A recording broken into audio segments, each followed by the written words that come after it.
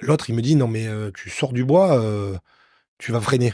Dans ma tête, si tu veux, je me suis dit: «Mais jamais de la vie, je vais mettre un coup de frein». Eric Carter, qui était en tête du championnat américain, je gagne la demi-finale, donc super. Et là, le manager m'arrête, me dit: «Bon, je te préviens, Eric, il est en tête du championnat.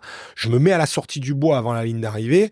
Si je te mets un drapeau rouge, il faut que tu freines pour laisser gagner Eric, quoi». Moi, dans ma tête, à 19 ans, qui part aux États-Unis pour aller conquérir les États-Unis et gagner les courses, etc.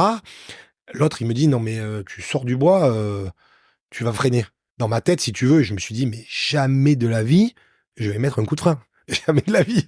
Donc, si tu veux, je suis parti placard. Il était avec son drapeau rouge à l'arrivée.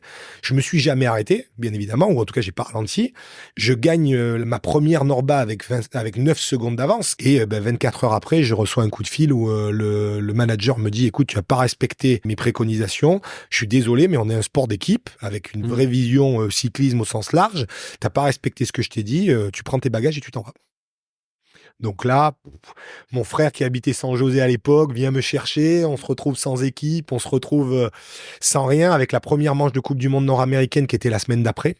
Et là, je me dis, bon, quand même, il y a quand même quelque chose que je comprends pas dans le sport. Donc, grosse remise en question. Et la belle note de tout ça, c'est que le surlendemain, le grand patron, donc au-dessus du manager, me rappelle et me dit: «Écoute, ce que tu as fait, c'est exceptionnel, mais il faut que tu écoutes le management, il faut que tu saches suivre les directives».